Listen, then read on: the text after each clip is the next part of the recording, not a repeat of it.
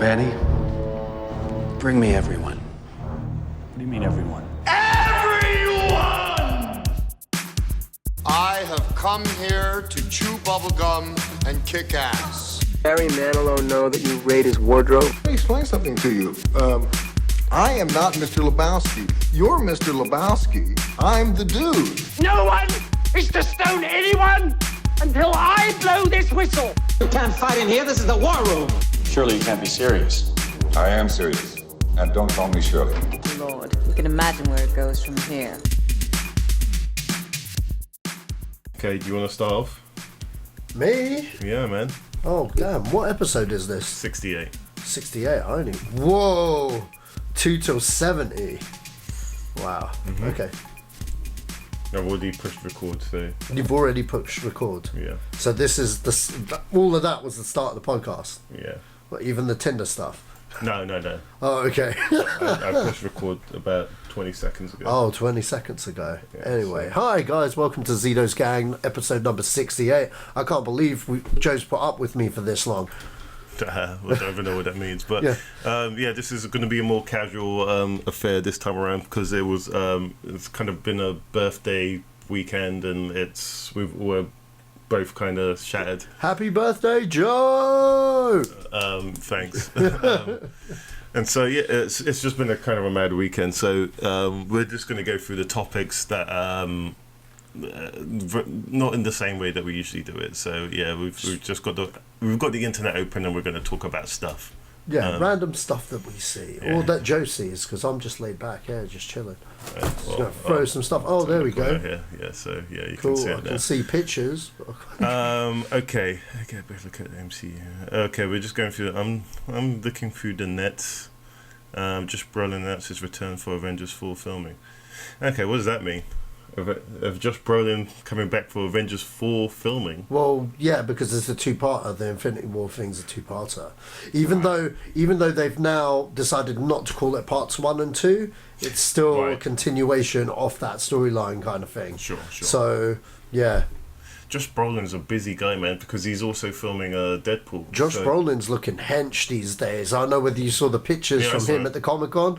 Like, I'm telling you this, yeah. When I saw him walk out, I was like, that's Cable. Like, literally, that is Cable. Like, there. He's, any doubts that I ever had about him being... Because you know what? He's quite a big guy, but he's quite a burly kind of guy. You know what I mean? Yeah. And then, like, I was just like, who the fuck is that? Oh, my God, it's Josh Brolin. Yeah, you know what I mean? And your hats off to the casting directors and stuff to be able to see that.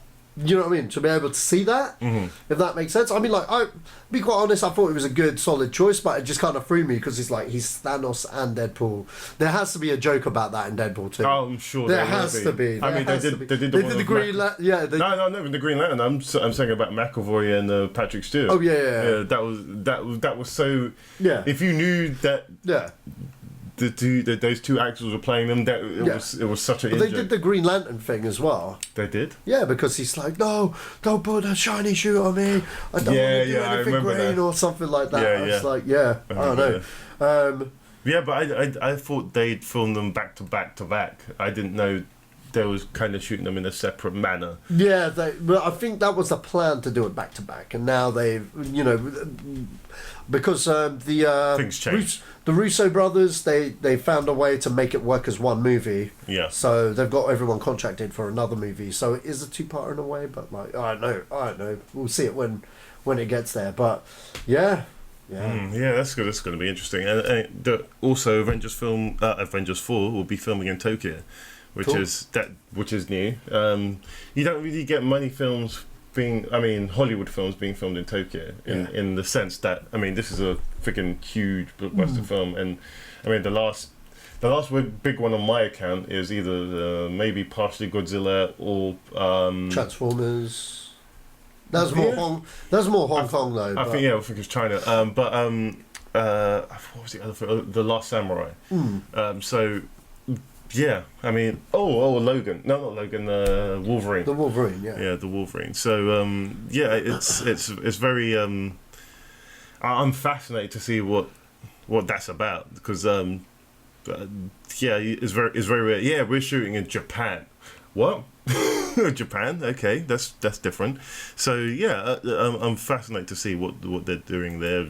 Or even though, do you think them showing this Avengers 3 Infinity War trailer was the right thing to do? I mean, just showing anything about Infinity War at all before 4 has come out. Well, it was just for... Was it for Comic-Con or D23? I'm not sure what it was for. Well, here's the thing. If it was for D23, that was specifically just for the investors. You know what I mean? To go, this is what we're doing, blah, blah, blah. Which is why it hasn't hit the internet yet. You know? So, because they haven't officially put it out there. You know, so they're still holding back on that. Right. You know what I mean? It's not out there for the normal Joe public to go check out. You know, the best you've got is some crap version, which I've seen. And it's the guy's got his phone like sideways. Yeah, I guess so. Dutch handle, missing the bottom half. It's like, okay, cool. Well, I got a sense it looked kind of cool, but they haven't officially put it out there because they don't want to officially put it out there yet. It's too early. Their focus is Thor Ragnarok at this moment, which looks fucking amazing. I'm sorry, man. It just looks so good. Every trailer, it's just got Taika Waititi's like sensibilities written all over that film, man. Looks so good. Definitely. Thor's one of my favourite characters. I love that picture of Chris Evans as Cap, or Nomad, I should say. Oh, you mean as Big Boss? Yeah, it's Big. Well, Nomad, man. That's the whole. Well, basically, there was a comic book character called Nomad back in the day. What I didn't know was, which I'd never put 2 and 2 together, he was actually Captain America when he wasn't Captain America. They called him Nomads because he was basically Solid Snake. Right. So he's going to be like a soldier for hire or something, I'm assuming. So I'm sure it won't go as dark as MGS 3 or 5 is. Nah, it'll never go as dark because he's Cap. He's like, you know, red, white, and blue. And yeah. So, but he's got an uncanny resemblance. I mean, you've seen the memes about him looking like Big Boss. Yeah. So. But I must say, though, I got to say this. I mean, you were never a Captain America fan, ever, of the character. But these films have made you see why people like him. The second one. Oh, yeah, the second one. What about Civil War? Yes, that was awesome. Yeah, exactly. Second one, Civil War. No, the second one was Winter Soldier. Yeah. And that was like, that's one of my favourite Marvel movies ever. Yeah. It's just, oh my God. What I love about it was the fighting, the way they did the choreography and stuff. It's some of the best I've seen from any of the MCU films. Yeah, well, I mean I think that's one thing at the MCU that I think Christopher Nolan didn't get to do with the Dark Knight series, is that, I mean, in the first Batman film, you kind of got to see him learn to fight. But you didn't really see it. In any of the films. You saw Bane fight, but that's about it. I was very disappointed with the fighting, and I know this is going on to Batman talk, but yeah, in the sense that Marvel seem to have it down in terms of the balance that they have with the comic book antics and fighting. That Winter Soldier film, brilliant. Yeah, absolutely freaking brilliant. But so the Marvel busy filming that and Ant-Man and the Wasp. That's. I guess we'll move on from there then. What have we got? Spider-Man Homecoming. No. If there's anything that takes your fancy. So, what do you think about the whole CGI mustache thing? What are you talking about? So with the Justice League, they're doing some of the reshoots and stuff, and Henry Cavill has to come back. Oh, right. Because they're doing more stuff with Superman, and the only problem is he's taking another gig with Mission Impossible for Paramount. So the dilemma is his character in Mission Impossible has a mustache. So whereas the Superman reshoots, it might require heavy CG work. Hey, you know what? Yeah, this is what I say. WB, just tell motherfucker to shave his fucking tash. Pay Paramount XYZ amount of money for makeup or whatever additional shit they need to physically get it done for MI3. 6, 7, whatever. And job done. Why do we need to CGI out man's mustache, man? It just sounds like a waste of fucking man hours and time. But hey, you know, like. Well, it is a waste of time. Yeah. Have you ever had to do something like that? I mean, like, you've worked doing stuff like this? Nah, when it comes to comping stuff out, it's not really.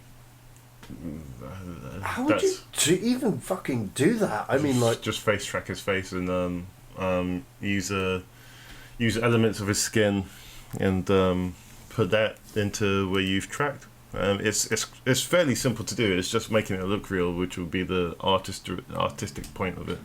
Yeah. In all essence, I think it is a waste of time. But I mean, like, you know what? A lot of CGI guys are gonna like come watching this movie, and they're just gonna, with this knowledge, and probably just track his lips. You know what I mean? To be honest, it's more money for the artists. Yeah. If they're willing to pay for that to get done, which is weird. Fair enough. Yeah. I don't think that's true, to be honest, because he would. Okay, if he knows he's got to do that, he'll shave that off and just get the moustache for the whatever he needs to do in the Mission Impossible. I think they'll just work between his scheduling. If he shot all of his scenes, then there's no need for him to have the moustache. So yeah, I'm not that they may be glorifying that. I'm not sure, but that'll be very, very interesting just to have a look at, just to see in the films, just to see. Could I tell that's like that? Could I tell it's not like that? Yeah, but we'll see. Yeah, well, let's move on. Star Wars 8 director and actress created Phasma's backstory. Good for them. Good for them. That's the most hyped about character throughout the whole marketing campaign of Ep7, and now we get her backstory. Good for them. Well, it looked cool because it was chrome. Yeah, it did. I've never seen chrome before. Yeah, it looked okay. I think it was another excuse for JJ to get his lens flares out, but no, there was no lens flares in. There were a couple. Really? There are some, but there's infinitely less lens flares than you would get in a normal J.J. Abrams movie, because he was very conscientious of that. Oh, right. But there are some lens flares. When was he known for lens flares? Because that Star was Trek. That was always Michael Bay. No, it's Star Trek. Star Trek. There's just lens flares everywhere. Because I've always and it's actually a trait of his. He's even self-admitted it. Really? Yeah. Like I've never. It was just evident in the Star Trek films, because that bridge, there's lens flares all over the gaff. Yeah. Whenever you go on the bridge and stuff. I mean, I did realise that, but it's a trait that I saw that the Don Simpson guys have. So like Michael Bay, Tony Scott, Simon West. That was their trait. And Dominic Senna. Yeah, so I when people were saying, oh yeah, there's lens flares, but I didn't think much of it as okay, I guess he did that for that film. Yeah. And, yeah, fair enough, man. But Captain Phasma, I hope she has more of a part in episode 8. That should be interesting, to say the least. Hopefully, I think this Star Wars film is going to divide a lot of people. We'll see. Only time will tell. Just the guy who's directing it, just by watching his films, it's going to divide people, man. you know exactly what I'm talking about. So there's no way. I mean, there's a lot of people that don't even like what's that time travel one he did? Oh, Looper, yeah. There's a lot of people that don't like Looper, and I said, how can you not like Looper? Looper gives information visually in the movie that has nothing to do with the story. So what? Well, whenever you put something in a movie, usually it's there for a purpose. No, not really. Explain 2001 Space Odyssey to me, man. Yeah. Everything in that movie's there for a purpose. No. Yeah. I still don't understand that film. Oh, okay. Everyone has their own interpretation of 2001, and I think that's the way Stanley Kubrick wanted it to be, because there's things in there that doesn't make any sense. Right. Such as? But I don't want to go into it now, but I've watched that film twice, because I've seen that about as many times as you have. Yeah. I remember liking it both times, but I'm not saying I hate it. Yeah. I'm just saying that there's well, what's that about? Yeah. And it's never. I have to watch it again to even go into the full explanation of what that means. But I just remember being baffled by a couple of things like, oh, okay, that happened, and then we move on. It's almost like Interstellar. But we're going on to a different area. Let's move on. Deadpool 2, just run shows of that. To Russia. What? That's weird. More Avengers Infinity War takes place on Earth than you think. Alright. Dunkirk. Okay, we get into the Simpsons movie. So, it looks like Matt Groening has kind of broken his... Well, he always said that he'll do another Simpsons movie after the show's ended. And the show has not ended at this point. It's in its 30th season. Which, I remember when they joked about that... I bought the DVDs, and on the commentary they said, yeah, when we get to season 35, that's when we'll do another movie. They're almost there. So the fact that, I mean, and I bought that DVD back in 2001, and so the fact that that was even before the first film came out. So, jeez. In terms of the Simpsons, I think. I know some people don't watch it anymore, but I'm still quite an avid watcher of the Simpsons because they're always on the pulse of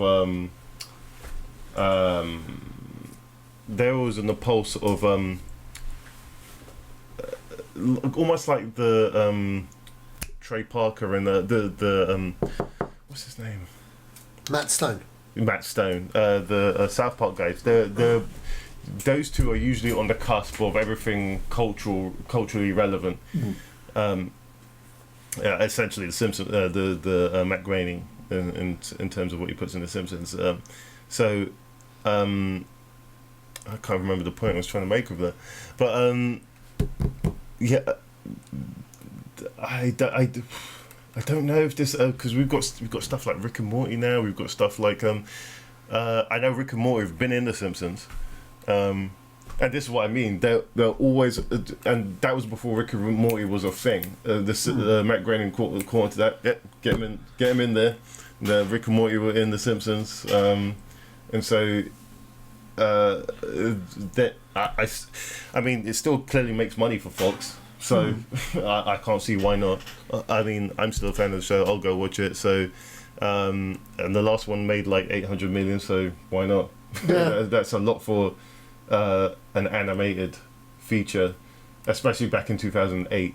2007 when it came out. I don't know. The Disney ones hit $1 billion. So no. I'm just talking about something that's not a Disney property. Oh, something that's not Disney. That's 2D and also like. Yeah. It's, okay. I mean, Simpsons is old school. It's 30 years old, so it's old school now. And just to the fact that everyone knows what the Simpsons are. I mean, they're as recognised as Mario or Mickey Mouse or anything like that. It's pop culture now, so it's part of the. Well, it's been pop culture for at least like 20 years now. Yeah, so it's even longer than that. Yeah, and so it's they're still relevant. They still make shows. That it still makes money. I think that's the most important thing to Fox, I guess. But yeah, I'm inclined to see another movie. If it can keep up with the shows that are on now, like Archer and Rick and Morty, I guess BoJack Horseman as well, and Bob's Burgers and all those other shows that are in the zeitgeist today. I'm a biased against Family Guy because I always thought Family Guy was just another version of The Simpsons, but with more adult humor. And a lot of it, I feel that it copied. So yeah, give or take. I don't know who's a Family Guy fan, but I if you're gonna do, I prefer something like Rick and Morty. That's completely different. It's not coming from the same box. What about American Dad? American what? American Dad. Yeah, it's different enough, but it's still from the same Roadhouse. Yeah. I felt Seth MacFarlane did something that, hey, I'm just going to do extreme versions of what is already happened. I mean, South Park is completely different to The Simpsons. Because it's focused on the kids. Yeah. And this is what I mean. It's there's a lot of other shows that I appreciate more. And Archer is completely different. It's a spy. It's a spoof on a spy genre, and that's original. I've not seen that in that form before, and so which I find is original. I would love to see a movie of that as well. But yeah, that looks like that movie is in its early stages, and so more news as that comes along. Right, Doctor Strange. Director explains. You want to talk about the book? Okay. So there's some Bond news. You. So there's a couple of frontrunners for the director of the next James Bond film. One's French filmmaker Yann Damage. Sorry, Mel, I'm butchering names. Mel's not listening. Just in case she randomly is, I'll throw a shout out to her. But yeah, he directed the thriller 71, and he's currently doing a crime drama called White Boy Rick with Matthew McConaughey. He's a front runner by the Bond producers to do a James Bond movie. Also David Mackenzie, who did Hell or High Water and prison drama Starred Up. And the final option, which is the one they're really circling on, is Denis Villeneuve. After whatever Blade Runner becomes. So, yeah, what are your thoughts on those three contenders? I don't like either of them. Oh, sorry. I've scrolled down and I found the final one. The final contender is Christopher Nolan. I would go Christopher Nolan. But then again, I don't know. I would go Christopher Nolan out of all of them. I don't like the others. Really? No. You know what? Denis Villeneuve has never made a shit film. Sure, but I don't think he's got the energy for a Bond film. No, I don't know. Sicario was a pretty decent film. It's too slow for a Bond film. Too slow for but that's the whole thing. If you do a Bond film, you stick up with its kind of pacing, because the previous films have set the rules of what it should be. You got to understand, these films, the director doesn't really have that. They have leeway, but they don't have a lot of leeway into how it goes. You know what I mean? So they've got that down more or less. Okay. You know what I mean? Like, it's a very producer driven show, the Bond films. So you know what I mean? Nolan would interest me, because I think if he was to do it, he'd want to have a little bit more say in terms of story. Yeah. Kind of like how Sam Mendes did. Yeah. And, I think they'd be very interested if they got a talent like Nolan. You know what I mean? It's a win-win. You know what I mean? You've got a guy that's loved the source material for years, and only good can happen from that. Yeah. That's what I think. Out of those other guys, I'd say Denis. And you know what? I'd put my hat in the corner for Denis Villeneuve, to be honest, because I love what he did with Prisoners. Prisoners. I love what he did, and plus another thing is, it's a brand new genre for him to experiment with, and that's what he does. This is a director that. He's kind of like Spielberg, where he does different genres, like Spielberg, and I'd put him up there with Spielberg and Zemeckis, because, like, Arrival, even though it's not really a Spielbergian film, I could picture a Spielberg version of that film. Yeah. If that makes sense. And that film was, like, really good sci-fi right there. It was alien invasion, but with a different spin on it, and that's what I liked about it. It was like intelligent sci-fi. Yeah. And I know I've been slagging off Blade Runner, like, to the hell, because I'm not feeling it. But you know what? I am gonna watch it, because one, like, it's Blade Runner, and I'm a big Blade Runner fan, so of course I'm gonna watch it, even though I have these reservations about it. But two, because it's Denis Villeneuve, and because he's not made a shit film yet. That's why, you know what I mean? But, Bond would be good for him after Blade Runner, because if that is a shitstorm, Oh, you know what I mean? Bond's kind of like a safety net or something where, hey, what do you want, Barbara? And she'll just say this, this, and this, and you know what I mean? It's a paint by numbers thing, you know what I mean? But then he might have some say, like Nolan, because I think he's one of those directors that is slowly making a name for himself. Yeah. You know what I mean? Because, like, he hasn't made a shit film, but all of his films have made him quite relevant. You know what I mean? Critically rather than commercially. Yeah. So, you know what I mean? I think he'd be an interesting choice. In terms of the Hell or High Water guy, he's a very, very good director. I haven't seen Starred Up, to be quite honest, but I saw Hell or High Water. Very, very good movie. But I want to see him do more, if that makes sense. Yeah. I want to see him do more. The other guy, I haven't seen any of his work, so... I'd like to see Denis Villeneuve do an Alien film. Oh, yeah, definitely. Yeah.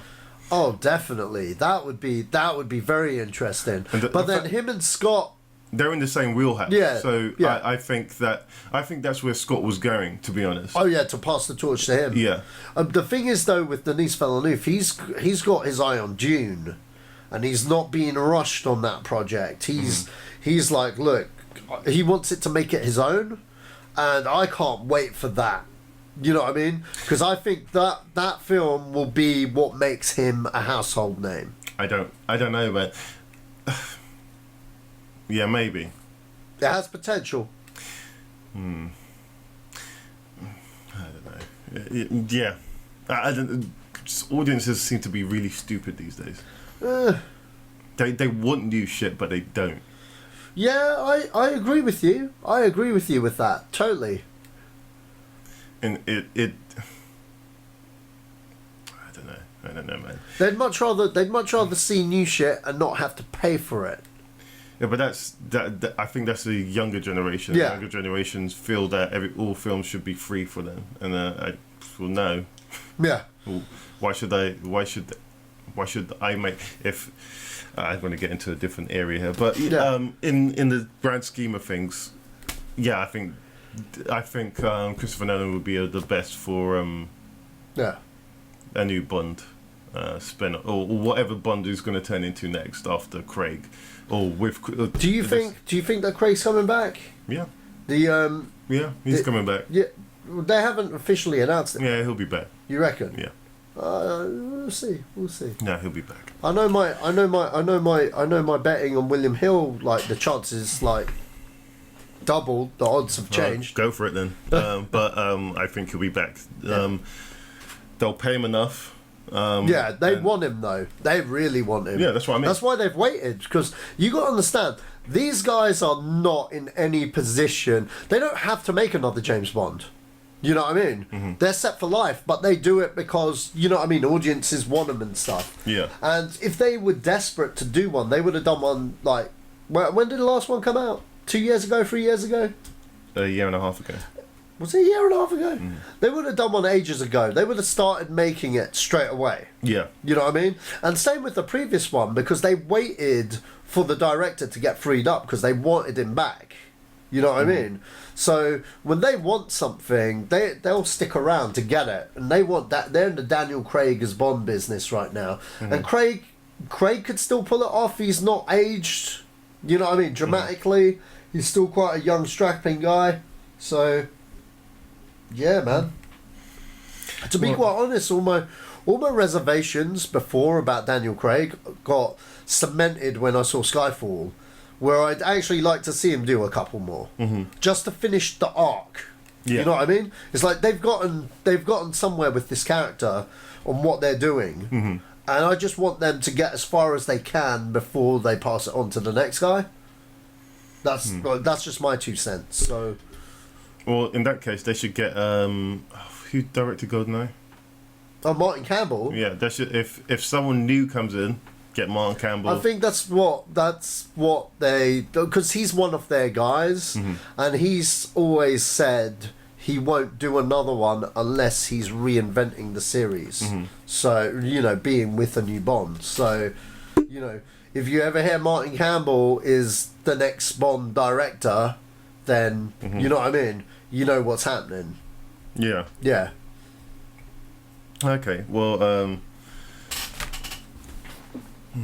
Yeah, so yeah, I'd still say what's his name is my best bet. Nolan. Yeah, Nolan. Do you think that's actually a thing though? Yeah. Huh? Yeah. Yeah, there's no way they could. The guy makes bank. Well, yeah, he does. I mean, like, have you seen Dunkirk? No, Oh, I haven't seen any film since Spider-Man. Wow. So I've got a lot to catch up on. I'm gonna try and take some time off this week and go and see some films, but yeah, we'll see. Okay, so next topic.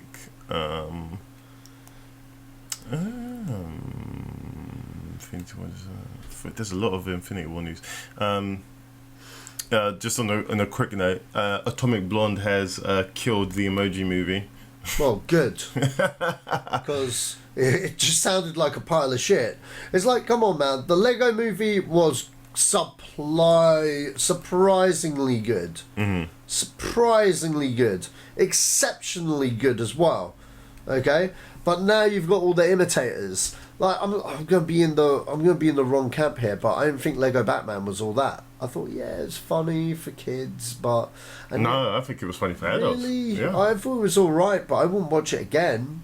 Yeah, I agree with that. I mean, do you know when you have a good time? It's like, hey, yeah, that was cool. I wouldn't watch it again, but it's cool. Yeah, yeah. I enjoyed myself. I like what I liked Robin. I like Robin's character. He was really. They just took the piss. Yeah, he played it so differently. Yeah, I know about this. Yeah. So there's a whole John Wick universe thing going on here. It seems like that's going to be a thing because now that Atomic Blonde is doing its thing in the cinema. I think and that's by one of the two directors of John Wick. Yeah, that's right. His name escapes me right now, but those films are cheap to produce, and they make money. So it looks like Atomic Blonde's making money this weekend in America at least. So it comes out here next week. Yeah, that's right. And so I think there's going to be a question of, the John Wick spin-off that they want is the ballerina. Yeah. I don't know too many deals about it, but I know they want to create a universe, and if Lionsgate do that well, they'll have their own MCU-esque adult, proper hardcore adult universe. In a sense, when I mean adult, I don't mean porn adult. I mean adult as in 18, certificate rated. They need to team up with Robert Rodriguez, and El. No, El the mariachi should return. No. He's in jail for me. Robert, I like Robert Rodriguez, but he's in movie jail for me. For you. Because he's not proven him. I want the Desperado Robert Rodriguez back. Yeah. I've not had that. He's been experimenting, he's been doing his little bits and pieces here and there, but he needs to come back with a vengeance, and I hope Battle Angel shows that.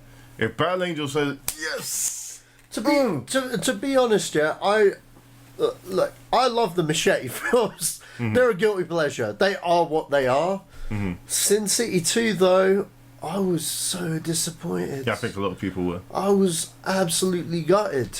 Yeah. Like, you look at that film, and about 20 minutes of that film is amazing. Mm-hmm. And that is the direct adaptation of A Dame to Die For. Yeah. Okay? That is amazing. The Josh Brolin story. Yeah. We waited 8 years for those two pieces of shit stories to go nowhere. Yeah. It's like they had no purpose. Mm-hmm. You know what I mean? They literally had no purpose. Especially that Joseph Gordon-Levitt one. Mm-hmm. That was so dumb. It's like, so let me get this straight. This mob boss, who is your spoilers, who spoilers, but no one's gonna watch this film. Who is your dad? Okay, you go beat him at cards, so he kills you, even though it just made no freaking sense. Made no sense. I've watched it twice now, and I mean, there are some entertaining elements about it, but yeah, definitely. Like Doc Brown. I'll tell you what though, the Damon, what's her name? The actress's name? I don't know. Oh, Eva Green. Yeah, wasted. No, she was good. No, there needed to be. I think there should have been more of a. Well, the thing is with but that whole storyline was exactly as portrayed in the comic book. Mm-hmm. So for me, being someone that's read that comic book, yeah, you know what I mean. It was just amazing. Yeah. I just didn't like everything else. Yeah. Like the Nancy and the Bruce Willis story, which went nowhere. You know what I mean? Like, I got it, but I wasn't satisfied with the ending. Yeah. You know what I mean? It was just like, you waited this long for Frank to... There were so many other Sin City stories that haven't been adapted. Do you know... sorry, on another note, you know Frank Miller's doing another 300 thing, right? Yeah, I don't care. I don't care. Because, look, he hasn't done a great... He hasn't written a great anything since the mid-90s. Mm-hmm. Fact. In comic books, okay? I love Frank Miller, okay? Like, back in the day, I love Frank Miller's Daredevil. Mm-hmm. I like all of his Wolverine, like, Logan shit from back in the day, okay? With the Wolverine comic from Wolverine issue 1 and wherever else he did. I love Sin City. Mm-hmm. I love Ronin. Now, if they made a movie of Ronin, that would be sick. If you guys don't know about Ronin, it's basically when Frank Miller was researching his take on Wolverine, which is essentially when Wolverine goes to Japan and he created Silver Samurai, but that's Frank Miller. Mm-hmm. So he created that character. Now, you got to understand, he did so much research into samurai and Japanese culture and stuff. He went and did his own, you know what I mean, like comic book, and it was called Ronin. Mm-hmm. Check that out. If you want something as good as 300 and fucking Sin City, that's the one. Yeah. That's the one. And you know what? That won't get adapted because one, it's got ninjas in it, because, you know, and two, it has to be an 18. Okay, just straight up has to be an 18. Mm-hmm. And you know what, out of all of his stuff, that's the one I'd like to see. That's the next comic book adaptation, anything that I'd like to see. Ronin. Yeah. Frank Miller's Ronin. If it's Frank Miller's new bumblefuck, brand new shit, sparkly bullshit that he's just made up in 5 minutes. Like, look, I love The Dark Knight Returns. Mm-hmm. I need Neil here because he knows exactly what I'm talking about. We'll get him on next week. Like, if you've ever read The Dark Knight Returns and, like, you know, Batman Year One, that's amazing Frank Miller. I've seen Batman Year One. Yeah, amazing Frank Miller. But, like, do you know what I mean? Like, the stuff he does, like, I never saw the last 300 movie. That's good. Because if you watch them both together, it's like one film. Almost like what Tarantino did with Kill Bill. Right. Okay. I'll check it out. But seriously, I'm very skeptical. No, don't be. Just what? If you've got enough time in the day, watch both of them in one. Okay. It works. I mean, like I've what's it? I remember sitting through The Spirit. And that was a hard fucking watch. I've not seen that, and I was excited to see it as well. I was like, The Spirit. Like, here's the thing. I've never read The Spirit, but I was aware of it, being a comic book guy growing up. Mm-hmm. So I'd see it on the shelves in Calamity Comics in Harrow. Check it out. You know, and I'd just be very, you know, I it wasn't my thing. Mm-hmm. You know what I mean? Or I didn't know. I was like a kid. You know what I mean? I didn't know what it was, so why would I go get it? But I was always, like, consciously aware of the book. Yeah. And, like, Frank Miller had one shot in Hollywood to direct something. Mm-hmm. And Frank Miller should have directed a Frank Miller film. He should have directed Ronin. That's what he should have done. Maybe, yeah. Just should have fucking directed Ronin straight up. But instead, he decided to direct one of it. He decided to direct Will Eisner's The Spirit, mm-hmm. Which isn't one of his characters. It's, you know, one of the guys he grew up reading comic book, if you know what I mean. Yeah. He decided to do an adaptation of that, and yeah, it was just a bad move. I'm pretty sure I would have liked to have seen the Spirit movie, just not Frank Miller's The Spirit. Yeah. If that makes sense. Like, it's.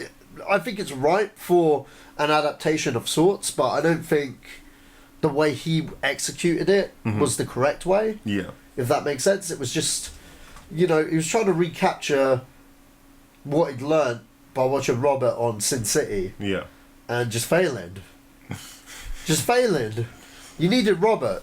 Yeah. You know what I mean? And the fact that Robert Rodriguez waited 8 years for him to write 2 shit stories really enrages me, considering how much good stories there are in Sin City. Yeah. You know what I mean? I mean, like, there are still another 3 stories to adapt now, which could easily come out as one movie. But the only problem is they won't have any of the characters from the previous movie. I mean, if that last SimCity film did well, I think they would have done it. It could have survived without any of the other characters. Yeah. Yeah. And if they did it sooner. Yeah. To be quite honest, they could do it as a term of, hey, we're rebranding because, it's not the same people. What about a TV show? That's in the works, but you know what?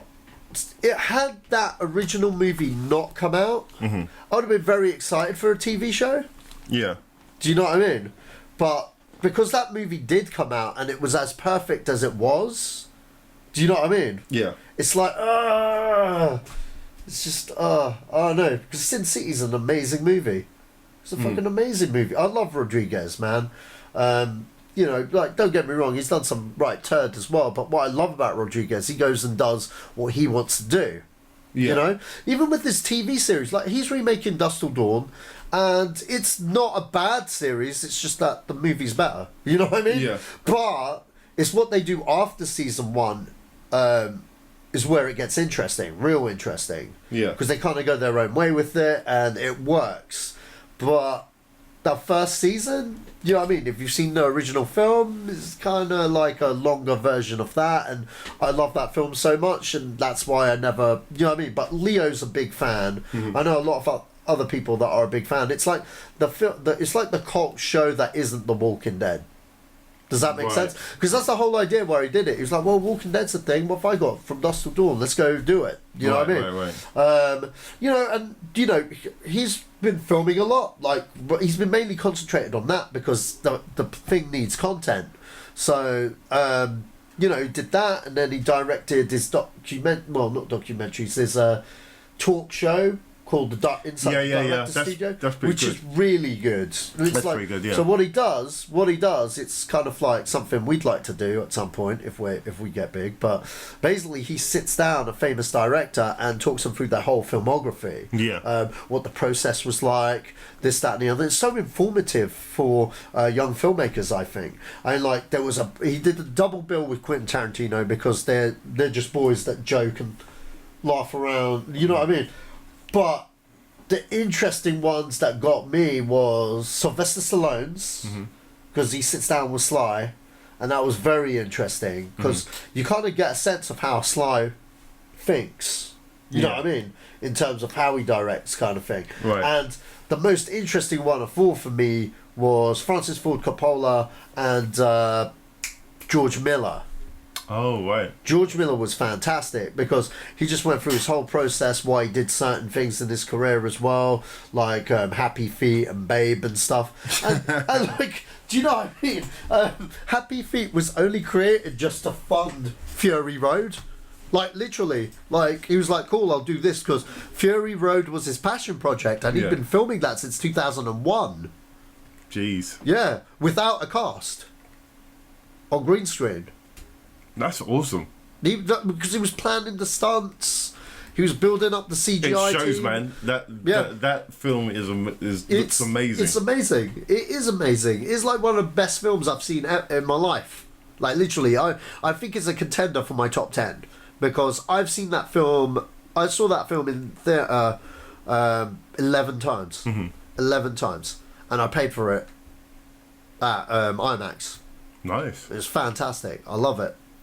Yeah, I never got to see it in the cinema. But, oh man. It was when I watched it at home. It was like, wow, I wish I saw this in the cinema. It was so good. It was so fucking good. The sound design as well is fucking flawless. Considering man. I heard that in my what I heard your downstairs, set, I can imagine. Have you got it? Like. Have you got it on Blu-ray? Yeah. Oh man, you know what? I still need to buy it. You know what? Fuck it, I'm buying it now. It's like £3. Okay, let's move. I've kind of went on way too much, but no, you went through topics there, which is good. Totally. Okay, so this is one that tickles me a little bit. I won't spend too much on it, but the Edge of Tomorrow sequel is called Live, Die, Repeat, and Repeat. We talked about this a while back. Yeah, but this it's official now. That's why it tickled me a little bit. It's like, okay, it wasn't official. Oh, now it's official. I mean, this film had like the most titles of any film ever made. I don't know what was wrong with All You Need Is Kill. Maybe that's for the third one. I don't even know what they should have just called that film. This sequel, All You Need Is Kill. I think that's what they should have done. There's nothing wrong with that title, considering who's in the White House as well. I mean, I think it's very appropriate. But I've Live, Die, Repeat, and Repeat. That's such a cliched title. Give me 1 second. Keep talking. Yeah, I don't know, man. If it works, it works. If it bleeds, we can kill it. Yeah, I don't know, man. I got nothing, man. I mean, that just tickled me because I seriously, that's what they call that, because it was rumored, and they're actually calling it that, so it's not a joke. No. It's a living joke now. So yeah, awesome. Okay. Star Wars Episode 8 news. It's not really news. It's just stuff. Andy Serkis has used no prosthetics for Snoke, and if you don't know who Snoke is, watch Episode 7. Good thing. Well, the rumor is that they've got like an 8-foot prosthetic creature now, rather than CGI. So he's an actual creature and not a person. Well, I don't know. Look, to be quite honest, I've just stayed away from all of this Star Wars news because. Look, when it comes to stuff like Rogue One and Han Solo, I don't really care as much. Mm-hmm. You know what I mean? Because they're spin-off movies. They can either be good or really shit. But the saga films, I'm avoiding any kind of spoilers or stuff, you know, that could spoil my enjoyment of watching that film fresh. Yeah. So, I'll watch the marketing, I'll watch the main trailers, but I won't watch TV spots or, you know what I mean, anything like that. Right. So I've got no really sale on that. If they're doing it physically, I'm all for that, because you can't get better than physical effects. No, that's not necessarily true. Well, if you use them properly, I think you can look at Jurassic Park's a shining element of that. But that was a mishmash of the two. That's what I mean. Yeah. If you use them both properly. Oh yeah. Sure. I agree with you. Yeah. But I'm just saying,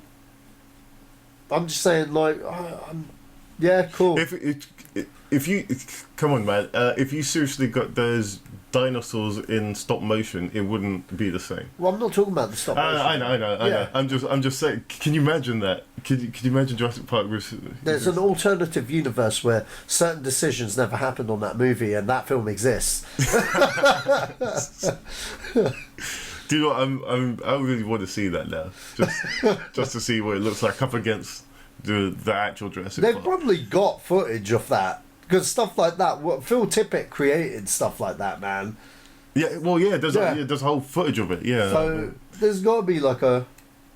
Oh, okay. Homecoming passes both Amazing Spider-Man movies at the US box office. That's amazing. Good going, Marvel. Yeah. Keep punishing Sony. I really want that film to make $1 billion. I don't see that happening at this point. I think it will get to 900. If it gets to 900, that's a win. Yeah. Because that'll officially be the highest grossing Spider-Man film, and they'd have to rethink all of their Spider-Man plans. Yeah. Okay. Because they need to. I'm sorry, Homecoming was so fucking good. Yeah. So fucking good. I want a Spider-Man movie every fucking year. all right? Like, or every 2 years. Just while the kid is young, just have him in high school, keep him for another 30 years as Spider-Man and like 20 years as Spider-Man, and just have him grow up. Yeah. Just have him fucking grow up, and then when it comes to recasting, ask the kid, hey, do you want to carry on, or do you want to, you know what I mean? Yeah. And, like, if he says he's had enough, at least you can go, Tom Holland, you did your thing longer than any fucking guy on the planet. You deserve to be recast, or you deserve your break. Yeah. You know what I mean? Like with Hugh Jackman. Yeah. You know what I mean? But we'll see, man. We'll see. I just want a Spider-Man series where we go through each villain, fucking Sinister Six, and some of the best storylines. I think what Sony has done in the past has kind of nixed that.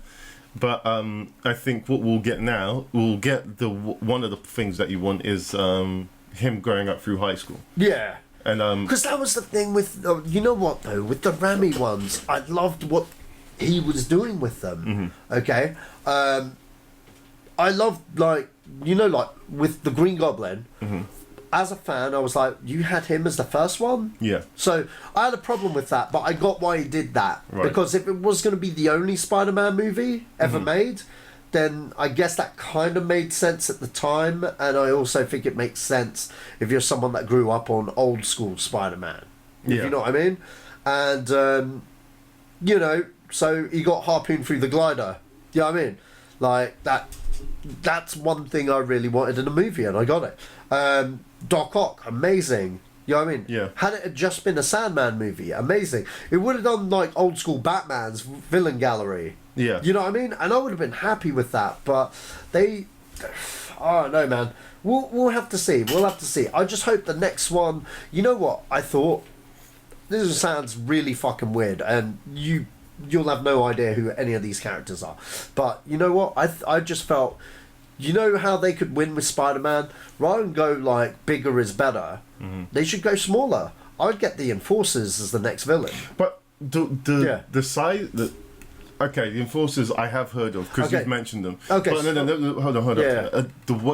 The size that this Spider-Man film was that we just got, Homecoming, I think is the right size. Yeah, but that's why I say get the Enforcers, because they're a small. Okay, basically the Enforcers, who are people that don't know.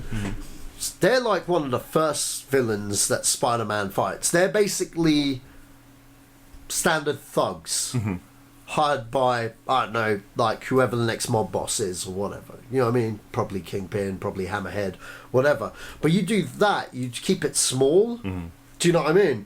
The only thing I'd change is like maybe have like Montana, who's like their main guy. He has a whip. Montana kind of looks like a bad Indiana Jones, except for he's not wearing a fedora. Well, he is wearing a fedora. He is wearing a fedora. Well, a cowboy hat. They were basically gangster goons, you know, because it was the 50s. Right. You know what I mean? But like as the comics went on, you know what I mean, they kind of made them like a little bit more like gangsters, you know what I mean? Yeah. But like I always kind of imagined, like when I saw the Ultimate take on it, I kind of imagined Montana as John Travolta. Really? Yeah. I was like, look, if you want a low budget version with no super people, get Montana, get the other goons, give Montana's whip, and then have him be someone that used to work for Vulture, so he has access to that technology. Get the Tinkerer back in it. The Tinkerer, if you don't know, he's a Spider-Man villain that builds robots to try and destroy Spider-Man. He was in Homecoming, and just have him make a fucking lasso whip like fucking whiplashes from Iron Man 2. Boom. You've got like grounded thugs for a lower budget. Yeah. Probably not anything anyone wants to see, because everyone wants the stereotypical shit. Do you know what I mean? Yeah. But you've got Ace in the hole there. Yeah. Do you know what I mean? A lower budget thing with a group of guys, you know what I mean, that are all after him. It's a lower budget take, I don't know. Yeah, I think it sounds more like what Netflix are doing with the with the Defenders. Yeah. Because these guys are typical like TV fodder kind of bad guys, you know what I mean? And Spider-Man's got loads of bad guys like that. Yeah. Do you know what I mean? So like, I don't know, man. I just think I'd throw that out there for people to speculate and go nuts and go, Sash, you're wrong. We want bigger is better. We want Scorpion. We want Promise the Scorpion. And don't get me wrong, I want the Scorpion too. But the beauty of Spider-Man is that you don't have to do just because that guy was hinted at there. Yeah. Honey dick your audience, man. Just fucking give us something else that makes us go whoa, and then at the end of that movie, then deliver what we want. Does that make sense? Yeah. Like for example, Venom. Okay, you know what would have been great had they have done a Spider-Man 4? Whoever the bad guy would have been, Vulture, whoever, for Spider-Man 4. Have him, you know, at the end fly through the city, and then you have on a rooftop, Batman Returns style, Venom like looks up. The head looks up at the camera, teasing the next one. Okay. Does that make sense? Yeah. With Spider-Man... It's a little bit cliched, but but with Spider-Man, you've got a perfect character with a perfect gallery of villains that are just as iconic as Batman's, where you can honey dick and fucking... You know, pay the hype machine, crank the hype machine up for the next installment every time. You know what I mean? It's just these fucking fools at Sony don't know what they got. You know what I mean? Like, oh my god, there's a reboot switch. There's fucking reboot here. It's like... Yeah, you can't use that button all the time. It's like fucking morons, man. It's like, fair enough, you didn't like Sam Raimi, okay? You didn't like fucking Sam Raimi. Tobey Maguire wanted too much money. They just had to recast Andrew Garfield. Sorry, they just had to recast Tobey Maguire and carry on. They didn't need to like show us Uncle Ben dead in the shed again. You know, just whatever. You know, but well, I mean, they've gone past that now. Yeah, with the help of Marvel, they've been able to get past that now, and we've got to some normality. Yeah, that's right, man. That's right. And I've got to segue this off. Yeah, totally. This will be. We've gone to an hour now, so okay. I'm going to cut off at an hour. So IMAX. Moving to 2D only. Ooh. Yeah, I think that's awesome. Really? Yeah. Right. Okay. Due to audience preference. Wow. Okay. Yeah, that says a lot. That does. It means that 3D's really not a thing. Well, I've never. There's about 3 or 4 films that I like in 3D. No, and I wouldn't even watch them at home in 3D, but I like them in 3D. Okay. Yeah, 3D's not been.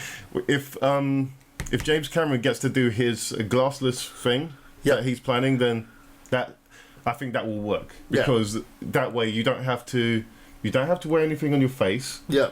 It doesn't obscure your vision anyway. You just sit down and you experience it. If it's a good experience, it's a good experience. If it isn't, it isn't. You can't.